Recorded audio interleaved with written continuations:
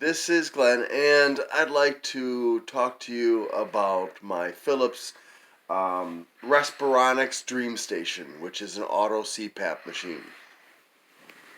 So, back in 2017, I ended up going to the Sleep Institute because I was on Medicaid, and I talked to my doctor. My doctor agreed I needed to have my sleep problems evaluated because I had had a severe incident in April or May of 2017 in which I had aspirated some food and woken up struggling very badly to breathe.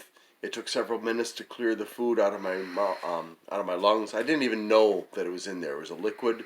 It was a small amount, very small amount, but it almost killed me. And that, I talked with my kids about it and my friend, and we all agreed I should get some help. So went to the Sleep Institute, did a sleep study overnight, and as a consequence, they recommended for my sleep apnea. Now, they didn't treat anything else, but I do have sleep apnea. They recommended for my sleep apnea that I have an auto CPAP machine. Now, an auto CPAP machine is slightly different from a CPAP in that a CPAP provides the same amount of pressure, air pressure, all the time. An auto CPAP starts at a low level when you go to sleep, and if it registers that you're not breathing, it increases the pressure until you start breathing again, and then it drops the pressure down. And there's a problem with that, and I'll get to that in a bit. So I was given the Respironics Dream Station from Phillips. It came in this very nice case for travel, so I can take it with me. It is a little bit on the large side, as you can see. So it's this is probably about a foot long. You've got a place here to put the power supply, and then you put the rest of it over in here, and you've got a pocket up here for whatever it is you want to put up here, like the tubing and the mask and stuff like that. So it's nice. It's good quality. I feel it's padded, so it does protect your machine if you're traveling. Now, for somebody who travels a lot, it would be very useful to have that bag. I don't travel much anymore, so it's not so important to me. Now, the Dream Station that I have is one of the better ones. It comes with this attachment that you can use, and I'll show you what it is. It plugs into the main unit here, and you can open it up like this, and this is a receptacle for distilled water. So you fill it up to the bottom of this tube. So you'd fill it up to about there. And then you put it back in the device, and if you look here, that's a heating pad. Okay, that's an element that warms up your water, and you can set out how warm you want it to be. And that does a good job of warming up the water so that it evaporates into your air. And in addition to that, it also will humidify the air. So if you're in a dry climate and you need more moisture, sorry, in your air, it's great. So when after you got the water in there, you do have to be kind of careful if you're going to use this, because it is a little bit messy if you're not careful. I don't recommend actually necessarily pouring the water when it's sitting here like this unless you can be careful. You can do it, but you do need to be careful. So when you're done filling it up, you close it up. So the air goes in through here. It goes out through here. Now, so this is not like a bong or a hookah. This is not filtering the air in any way. It just helps with humidity and temperature. I don't use it anymore. When I was living in Milwaukee, I didn't have a vehicle, and lugging gallons of distilled water around just didn't appeal to me. On the bus, I was carrying enough groceries. I was carrying like sometimes 50 to 100 pounds of groceries on the bus, and having to walk with that was more than enough trouble without having to carry gallons of distilled water around. So that one just sits in the bag. Anyways, if you take a look over here, you can see here is my Dream Station, the main unit. So this one, we've got two buttons. This is the on off button, and this is the button that lowers the pressure. Now, if you recall earlier, I was talking about this is an auto CPAP, so the pressure is variable depending on whether you're breathing or not. Sometimes, because this doesn't actually have any sensors in the mask, all it does is it keeps track of, like, as far as I understand anyways, the technology keeps track of noise and the pressure, whether, and pressure being whether you're breathing or not. So if you're not breathing, there's going to be a lot of pressure. There's not going to be an in and out, and this can register that problem. So it increases the pressure. But unfortunately, sometimes it doesn't recognize the fact that you're breathing again, and it will keep the pressure up. Now, if you are frequently not breathing, it can't lower the pressure. So like if I sleep on my back, this is one result of my sleep study was that I stopped breathing at least about once a minute. So there's no way that's going to be able to lower the pressure because that keeps on happening. So sometimes actually the pressure would get high enough that this would wake me up repeatedly.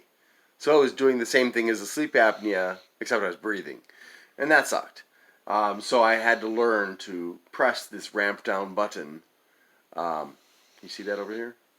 See that button right there. I had to press that one to make it go back down to a low pressure level so that I could get back to sleep. Because otherwise it just was pumping so much air that it was leaking out from around the sides of my mask, and it was forcing itself into my stomach, and that's all uncomfortable. So the other thing here is you can see that we've got this display here, and that is controlled using this knob. You can select something, you can push it, and work with it. So like that one allows you to look at some of those things. So this one actually keeps a 3-day graph of how many hours you slept. Now, one of the interesting things about this, because I don't know if this is a standard thing that all doctors would do, but the Sleep Institute at least, they actually have in here, there is a modem, it's not really a modem, it's a transmitter. And every day, I think they said around noon, every day that transmitter, can you show over here, German? Every day this transmitter remotely sends a message back to the Sleep Institute letting them know the diagnostic results of my night of sleep. Yeah, over here, yeah. All right, so, there's a lot of stuff you can do with that. It's a little bit of an awkward interface. I would prefer a different kind of interface, but I don't use it very much anyways. You can actually use this if you to actually decrease or increase the minimum sleep time pressure. And there's other stuff that you can do. You can also take it into a place that knows how to adjust this and have them do it for you. It also, look over here again, it also has this. And this is the air filter. It has two parts. The first part is a coarse air filter here, and the second part is a fine air filter. I don't know if it's focusing on these things or not, but you can see that it's kind of like a scoop, and then it goes through that filter, getting like big pieces of dust and stuff, and then it goes through this one, which will get probably like dust and dust mites and stuff. And you're supposed to clean this regularly. I believe it's weekly. The dark blue one you can run it through water or something else. If you're having trouble with dust mites, I recommend using a vinegar and water solution. Just soak it in there for a while and then let it dry out. Usually when I let it dry out, I'll hit it against the palm of my hand to get as much of the water out as I can. You could also hold it and flick it. With this one, you're not supposed to actually get it wet. You're supposed to flick it to get any dust that might be in it out. You're probably not going to actually see any dust coming off of it because it's going to be very microscopic. So unless there's a huge amount of it, I suppose you might, but otherwise you won't see anything. So that just fits back together, and it goes back in here. Now this card has something to do with the Sleep Institute. I think it's actually a memory card, like an SD card or something like that. Anyways, so this is where the tube gets connected to the machine for, oops, and you can actually hear how noisy that is. That's actually the low pressure setting. Now I'm going to put this on. I want you to watch me so you can see how I put it on. Alright, so the first thing I do actually is I've learned a trick. I used to turn it on and then put it on my face. And I discovered that for some reason this caused, and I think I understand why, but for some reason when I would do it that way, I would wake up with allergic problems because I have allergies to dust and dust mites and stuff like that. And so I would wake up sneezing and sniffling and, a lot of discharge from my nose. And I discovered that if I put my mask on first and then turn on the machine, that doesn't happen. So the first thing I do is pull it over my face. Now this is an over nose and mouth mask. You can get one that's only for the nose, but after discussing it with the person who helped me when I got this machine and looking at the data from my sleep study, I determined that sometimes I breathe through my nose and sometimes I breathe through my mouth, so I needed both to be covered. So I got the full face mask like this one. So I put it on like this, pull it down over my face. I have to kind of adjust it up here because although they did a pretty good job, the straps here above the ear, they have this slightly sharp edge to them from the molding process that can kind of cut the top of your ear. So you have to adjust it after you get it in place. Now, I'll show you. You have these straps here. They have you can see a hook. You take that hook and you just hold the mask in place. And just like that. Ta-da! Very easy, right? And you turn it on, and listen how quiet it is. I don't know if you can actually hear it. Okay. So to take it off, same thing. Just like that in reverse. Now, what I was saying before that you may not have understood is there's a slight edge to the strap here above the ear, and if you don't adjust this correctly, it's very easy to adjust. It can scrape against the top of your ear, and that can be unpleasant.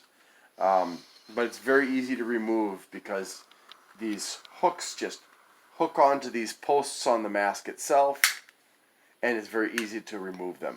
Now, these in this one at least, it's a flexible material. Over time, the flexible material loses its flex, and you eventually have to replace this unit. Which actually, this is actually three pieces. There's the strapping, there is the actual mask that fits over your face, and then there's the receptacle for this piece. And you're supposed to actually remove this, and at the Sleep Institute, they sell you at a rather hefty price wipes that are different from the standard wipes in the store that are supposed to be safe for this material and safe for you to breathe. I found that instead what I do is I pour some vinegar in here and I use my finger to get it in all the nooks and crannies. And it's a little bit difficult because if you look right there, you can kind of see that there are these little things kind of supporting the structure here. There are three of them, and that's the hardest spot to clean out. You really have to get your smallest finger in there, or maybe a cotton swab or something like that, and to get it cleaned. And you're supposed to clean this with the wipes. I think you're supposed to clean it like every day. So you can go through a canister of wipes relatively quickly. I find that for me, I just use the vinegar, and it does a great job of getting all the sneezes and saliva and condensation and everything from from your skin, all the oils and stuff off. Now, when you first get this mask, it is clear silicone, but over time it does start to get whiter and whiter, and it becomes less effective, and you do eventually have to replace this. When I was on Medicaid in Wisconsin, I would get replacements sent to me every 3 months, and I find that I don't actually have to replace it every 3 months. I think I'm on my second or third of these masks, and I'm on my second or third of the tubing. Can you show them the tubing, please? So there's two parts to the tubing. There's this small part that attaches directly to the mask unit, and then there's an adapter where it connects to the main tube that goes into the machine. So but anyways, talking about cleaning, you take this off, you use your wipes, or you use your vinegar, and you clean it up and let it dry off, and then you put it back on. For the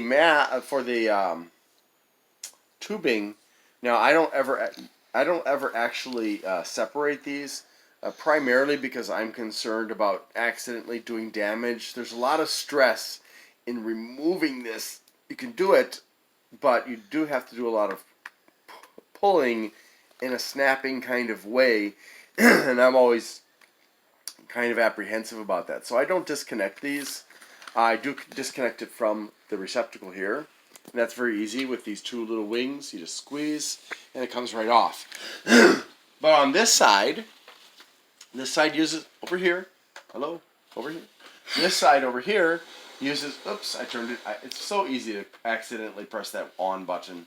On this side, it uses silicone to connect, and so you have to pull it off like that. You don't want to just pull it straight off. You pull it like that, and that's easier to do, and I really don't have a choice. And what you do is there are a couple of things that are recommended for cleaning the tube, but what I do is I will take some warm water, and I'll take some vinegar, and I'll pour that down into the tube, and I'll demonstrate the motion that I use. I'll stand over my bathtub. So imagine my bathtub is here, and I'll stand like this with that water and vinegar solution in the tube, and I'll go like this, one end being lowered as far as I can, and the other end being raised as high as I can. Now I have orangutan arms, so it's pretty easy for me to accomplish this magical feat. But if you don't have long arms like I do, you may find that you want to separate the two tubes so you have less to deal with at one time. And then I'll go the other direction. And I'll keep on going like this, back and forth, making sure that the water gets to the end before I go up the other way, back and forth. And I'll do that for about a minute, and then I'll hang it up to drain. Now, because of the construction of the tube, it doesn't necessarily drain that quickly, so I find that if I kind of shake it like this beforehand, that's really good. Now, if you're going to do what I do and use the vinegar, and I'm sorry I don't remember the other recommendation that they gave for it, but if you're going to use vinegar, vinegar doesn't smell good, and I found that if I didn't rinse out the vinegar before I used this at night, I was breathing vinegar vapors for quite some time, and I found that very irritating. So what I would do is I would wait for a few hours, and then I would rinse out the vinegar with warm water. And the instructions do actually recommend you use warm water for cleaning the tube. And that would get rid of the vinegar smell, and I wouldn't be disturbed at night. So then when you're done, you reconnect everything, and you're ready to go for the night. Now, in my case, because of my living conditions and stuff, I've actually been able to get away with not cleaning it regularly, but you are supposed to clean the tube every week. I kind of gotten lazy since we moved. I used to be very diligent about it, and when I lived at my sister's house, there were a lot of allergens, a lot of dust, and dust mites, and she had a dog, which I'm allergic to. Previously, the dog didn't live there anymore, but there's a lot of dander and fur and stuff left over from the dog, and there was fungus growing in the basement. So I had a lot of allergic reactions because we were sleeping in the basement, and I had to be very diligent about keeping it clean. And I actually ended up replacing those 2 blue filters, and that made a big difference. So it does depend on your situation as to how often you need to clean it. So yeah, so that's my dream station. And one of the negative things that my son is motioning to me to remind me about with the mask is that if you look here, I don't know how easy it is to see. Let me give you some more light. Does that help? Makes it harder to see. Oh, darn it. Alright, well, if you look right here, you can see where the straps for my mask are. It goes all the way across my head, all the way to the other side. So it's been at least half an hour since I took the mask off, and the strap marks are still there. Of course, if you've got a lot of hair, unlike me, you're not going to have that problem. But if you're like me, yeah, it's a problem. So I would say that if you're going to go to work or something, make sure you get up far enough in advance of your work time that your skin is naturally going to fill in that indented area. Or put on a hat and don't take it off until you feel like it's gone. If it really bothers you. It doesn't really bother me. I don't really care what people think about that problem. But yeah, so another problem that I wanted to discuss just a little bit more is the problem of when about related to the pressure increases. Specifically, when I sleep on my left side is, in terms of overall sleep quality, is my best side to sleep on, and that is because I am not having any food trapped in my stomach, but also because I've noticed that when I sleep on my right side, I have several times been woken up by air having been forced down my esophagus and into my stomach by the machine. And this sometimes I don't know why it happens. Sometimes it doesn't always happen, but it can be bad enough that it wakes me up and I'm forced to burp and get all that air before I can go out before I can go back to sleep. So that is one of the downfalls, and another downfall is that sometimes the pressure doesn't go back down, and you're forced to use the ramp down button, which is what they call it, in order to decrease it to a low pressure setting, so you can get back to sleep. But here's what I can tell you about using my auto CPAP.